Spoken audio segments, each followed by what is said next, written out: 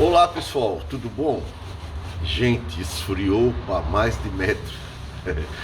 Mas amém, graças a Deus, né? Tudo dentro da sua estação correta. Gente, teve há poucos tempos aí uma polêmica, né?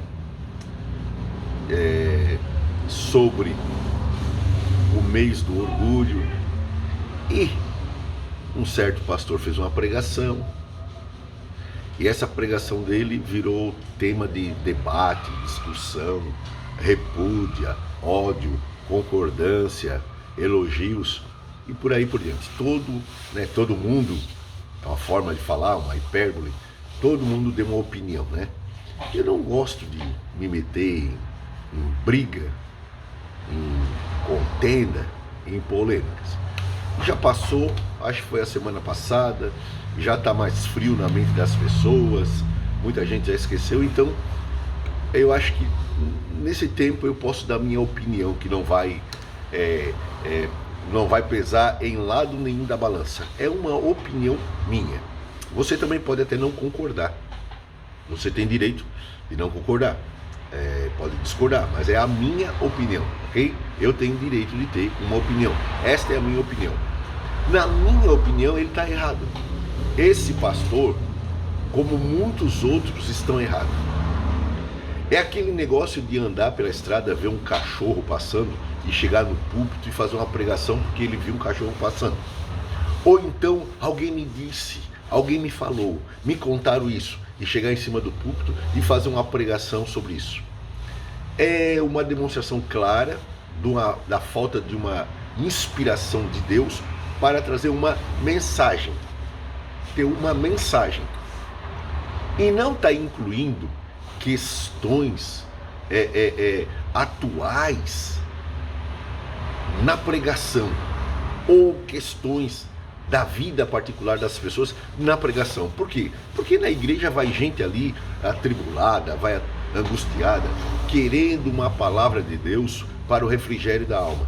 Chega lá, vê a brigaçada, a pancadaria, por causa de uma instituição que está aí nesse mundo e não vai sair, porque também é cumprimento da profecia. Jesus falou que como foi nos dias de Ló, em Sodoma e Gomorra, será assim.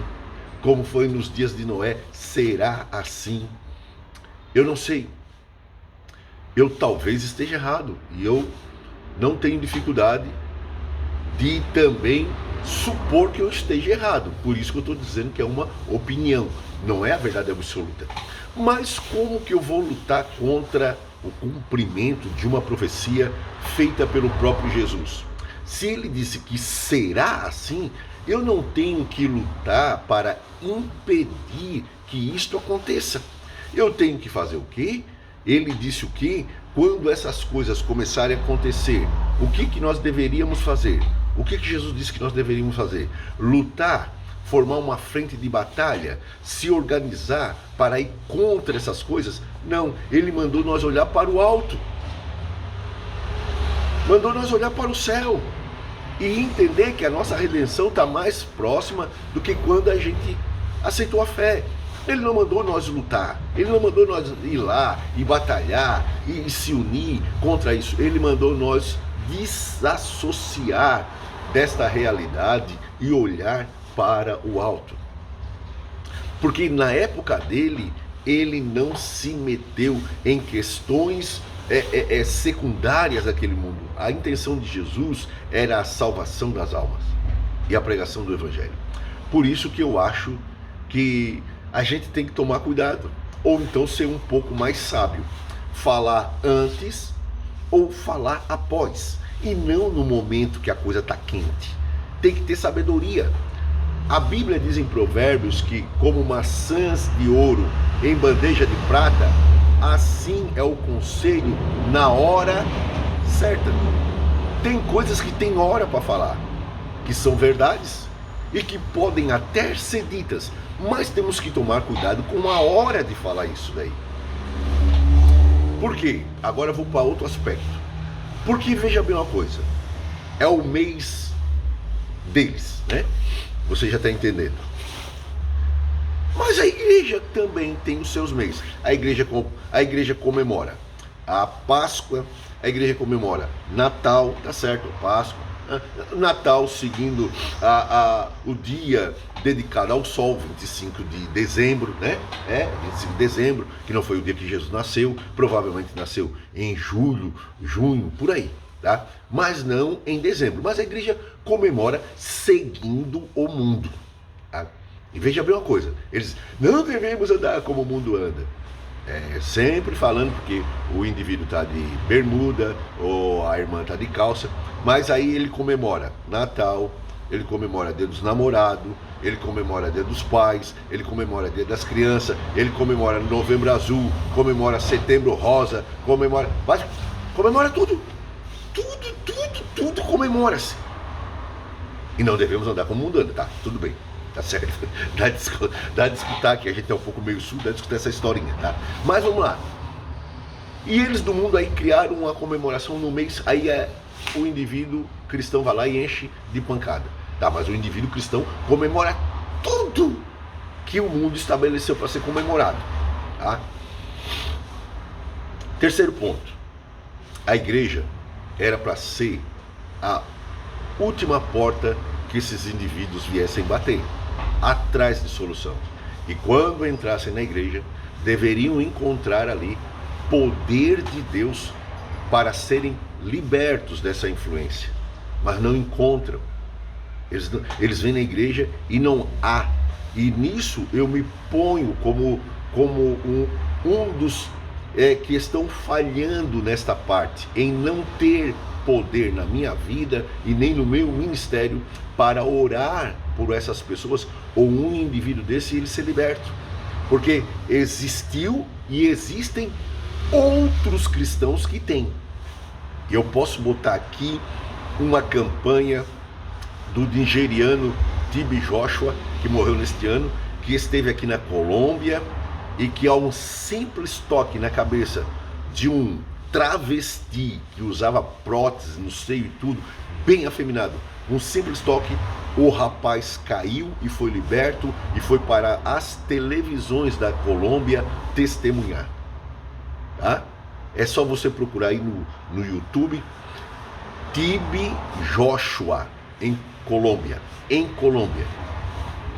Então, tem servos de Deus neste mundo, igrejas de Deus neste mundo, com este poder para libertar os oprimidos.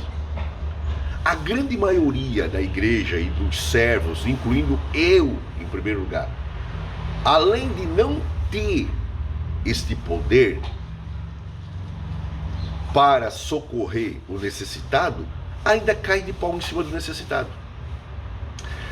O pastor que fez essa pregação lá de Minas Gerais deveria ter na igreja dele poder do Espírito Santo para que quando esse tipo de pessoa entrasse lá angustiada, porque vão, encontrassem então o que? A solução dos problemas através do poder de Jesus Cristo, do poder do Espírito Santo. Mas não tem, tem só verborreia, como eu, como qualquer outro tem, uma verborreia e pronto. Aí não há solução para o necessitado e acaba se agredindo de pancada o necessitado. É claro que é um prato cheio pro diabo. Satanás vai dar gargalhada, porque o indivíduo corre afugentado, de medo, angustiado, procurando socorro na última porta, que é a esperança, é a luz no fundo do túnel. Chega lá, tá vazio de poder, não tem. Que estão envolvidos em outras questões que não tem nada a ver, não tem poder, o camarada não é liberto, o diabo dá gargalhada, ele sai da igreja, ainda além de apanhar do diabo, apanha também daqueles que eram para ter o socorro. Então eu não concordo. Não concordo. E detalhe. Bom dia, tudo certo? E detalhe.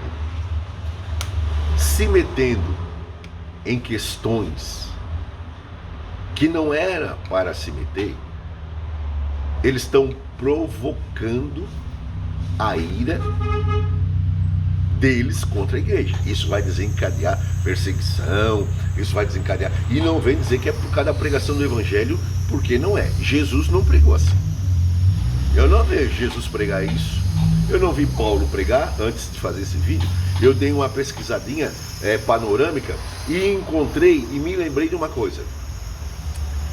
Esta gente do orgulho, eles já estão pagando um preço alto ao viver nesta vida. Veja bem uma coisa, Romanos capítulo 1 diz que por causa da idolatria, por causa de ter trocado a verdade de Deus, foi Deus que entregou eles a um sentimento perverso, ao ponto de trocarem o uso normal da natureza. Está escrito ali. E está escrito assim, ó. E recebendo em si mesmo a paga dos seus pecados. Ou seja, a Bíblia está dizendo que eles já estão pagando um preço. Tá? Ah, claro, a gente viu como vê eles atacando a igreja, eles zombando de Cristo, mas o Senhor está sendo, vamos dizer, prejudicado por isso? Claro que não. Se o Senhor tivesse sendo prejudicado e por isso daí, primeira coisa, ele não seria Deus. Em segundo lugar, ele tinha poder para matar todo mundo do céu.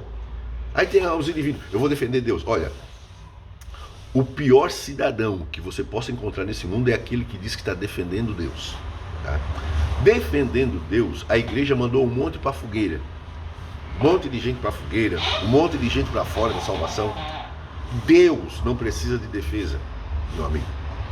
O que a gente defende é a verdade do Evangelho quando ela está sendo atacada com argumentos fortes, não com argumentos congregacionais, pífio, fraco, pobre, que é o que a maioria usa, mas é com argumentos fortes, poderoso, a ponto de tapar a boca dos oponentes. Mas quando as pessoas estão lá criando modismo para versificar o seu pecado, nós temos que fazer o quê? Nós temos que, com a nossa atitude, condenar a atitude deles, e não num confronto direto. Por quê? Porque o coração deles vai ficar mais fechado contra o Evangelho, contra os cristãos, contra a igreja, contra Jesus, e eles vão acabar sentindo ódio da única porta de salvação para a alma deles. Ou será que não? Ou será que é um engano da minha parte? Que se atacando eles vão cada vez amar mais a igreja e vão ter na mente a possibilidade de um dia ir para uma igreja? Claro que não, claro que não. E na verdade, isto daí não é o pecado, isto é o resultado do pecado. Isso não é a causa, isto é o efeito. A causa, Romanos capítulo 1, diz que é a troca da verdade pela injustiça.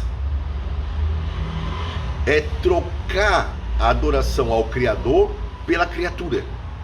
Aquilo ali é a causa. O resultado foi que Deus os entregou às paixões do seu próprio coração. Então já estamos batendo na parte errada. Já estamos batendo no efeito e não na causa. A gente tem que eliminar a causa. É igual uma goteira numa casa. É uma goteira porque tem uma telha quebrada. O camarada vai fazer o quê? Vai botar um pouco de gesso, um pouco de massa no forro para goteira parar. Sabe o que vai acontecer? É isso que estão fazendo.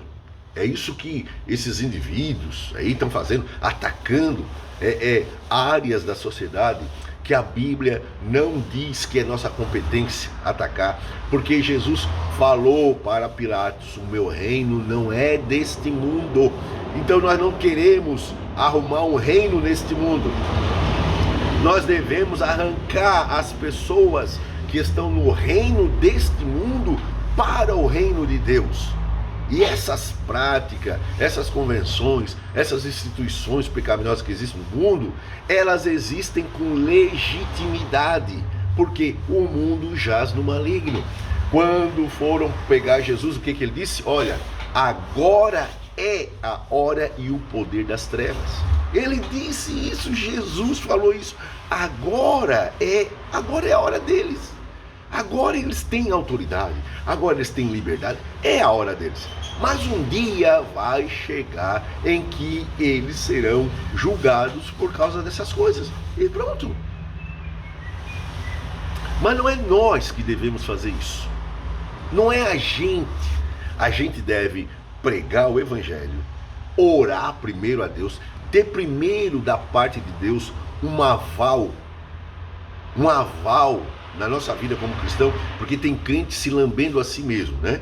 Tem cristãos que se lambem a si mesmo, mas Deus não fala nada dele, nada. O testemunho só sai da boca dele para ele mesmo. Tudo bem, vamos lá, vira essa página que é outra coisa também. Nós devemos fazer o quê? Orar, buscar a Deus, para que a gente venha se tornar efetivo e ter poder quando essas almas oprimidas vierem até a igreja, a casa de Deus, receber uma oração e ser liberto. Porque nas famílias cristãs existem muitos indivíduos assim. E no meio cristão existem muitos aí que estão aí por trás de um terno e gravata, de uma saia, que também tem lá dentro, tá? Lá dentro, aquela centelha. Tá bom? Alguns conseguem suprimir, outros acabam manifestando.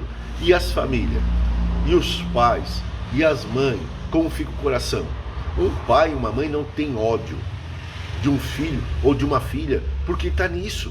É uma dor, uma tristeza.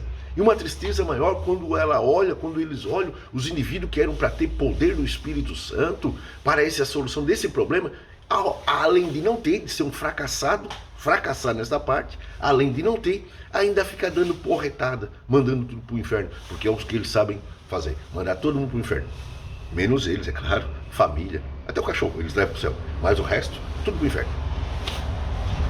Graças a Deus que Deus não é assim.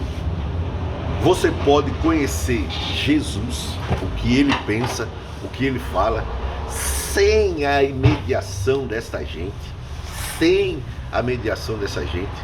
tá? E você vai ver que tanto a vida de Jesus como a vida dos apóstolos não foi em direção contra isto desta forma que estão fazendo agora. Ou na época de Cristo não havia? Claro que havia. Havia, claro. Na época de Paulo não havia, que andou no mundo romano.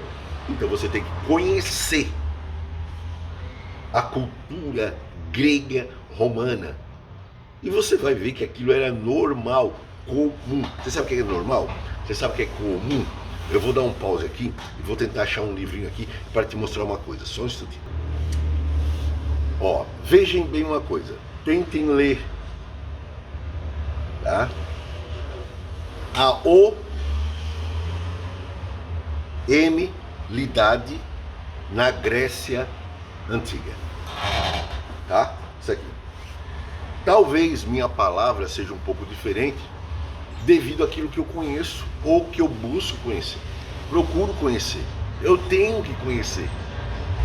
Então, naquele mundo era muito mais normal do que agora. Tá? Era muito mais normal. As convenções sociais, familiares, elas eram impregnadas do homo. Eram impregnadas. Querendo dizer o quê? Justificando? Não, eu estou querendo dizer que Cristo e os apóstolos viveram num mundo culturalmente formado por esse comportamento. Como é que eles agiram? Eles raramente atacavam indivíduos, pessoas que tinham esta prática. Eles atacavam o pecado de uma forma geral, eles atacavam o comportamento destas pessoas sem que estas pessoas, vamos dizer assim, se sentissem diretamente ofendidas por causa dessas práticas. Ok? Sem. Tá? Quando Paulo apelou para César, eu apelo para César. Você sabia que de todos os Césares, somente 2 não tinham essa prática? Você sabia disso? Você sabia que Paulo apelou para um homo O César que ele apelou, ele era homo. Ele tinha essa prática. E Paulo apelou para ele. Ah, eu não sabia disso. Pois é, eu também não sabia. Eu procurei conhecer.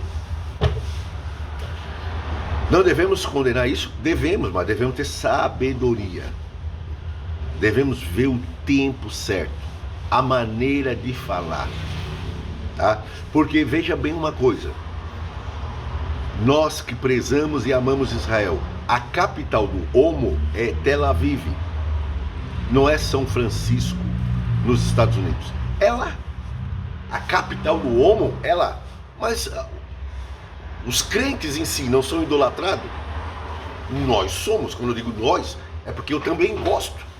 Eu amo os judeus, amo as convenções de Israel, eu amo tudo relacionado ao povo de Israel. Mas é lá que é a capital do homo. E nem por causa disso eu fico debulhando Paulo em Israel. Vê na igreja desse pastor se o judaísmo, a judaização da igreja não é vingente lá. Viu como é coar um mosquito e engolir um camelo não, uma manada inteira? Falta de sabedoria, de entendimento, ok? Então, esta é a minha opinião. E você pode ter a sua opinião da maneira que você quiser. Mas essa é a minha opinião. Não é a verdade absoluta. Também não vai fazer efeito nenhum na balança. Só é a minha opinião para deixar registrado. Eu sou contra essa prática, sim. Mas eu sei que o indivíduo que está ali é uma alma que Jesus quer salvar. Ah, ele que se liberte. É verdade, né? É verdade. É igual o rico, quando olha para o andarilho, diz, é ele que tem que trabalhar. É verdade. A pessoa fala isso, né? Porque a pessoa tem. A pessoa fala isso porque a pessoa é liberta, entendeu? Mas não é fácil. Não é fácil. Você encontra na igreja ex-drogado, ex-prostituta, ex-ladrão, ex-feiticeiro, ex-alienígena, mas olha, ex-homo. Como é pouco. Por causa do quê? É uma casta de demônio, tá? Diferente desta casta de demônio que pega um drogado, que pega um feiticeiro. É diferente. Existem castas diferentes. Jesus falou, ó, esta casta aqui, ó, ela só sai com muita oração e muito jejum. Por que esta casta então não sai quando entra nas igrejas? Porque é me esqueci a palavra certa.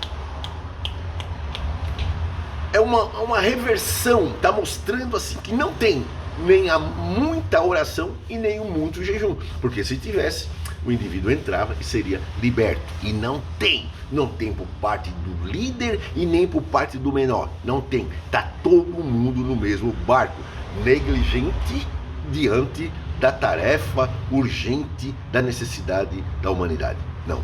E faltando isso, alguns são humildes e reconhecem realmente a sua falha.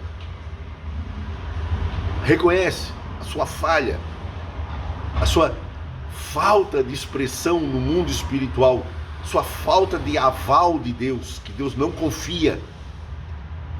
Alguns reconhecem, outros partem para a ignorância, partem para matar o necessitado. O necessitado veio com uma necessidade, além de não ter poder para suprir a necessidade, ainda acaba cuspindo, acaba falando mal, expondo ao ridículo, coisa que nem os servos de Satanás estão fazendo isso, mas ele acaba matando o necessitado. Gente, esta é a minha opinião.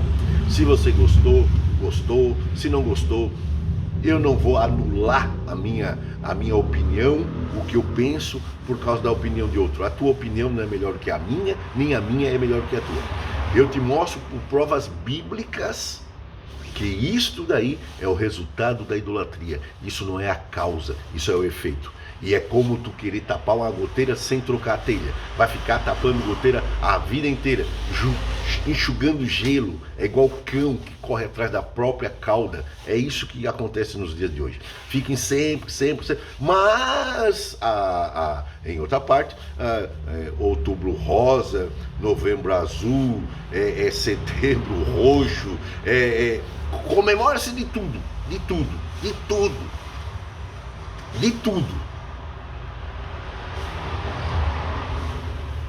Até mais.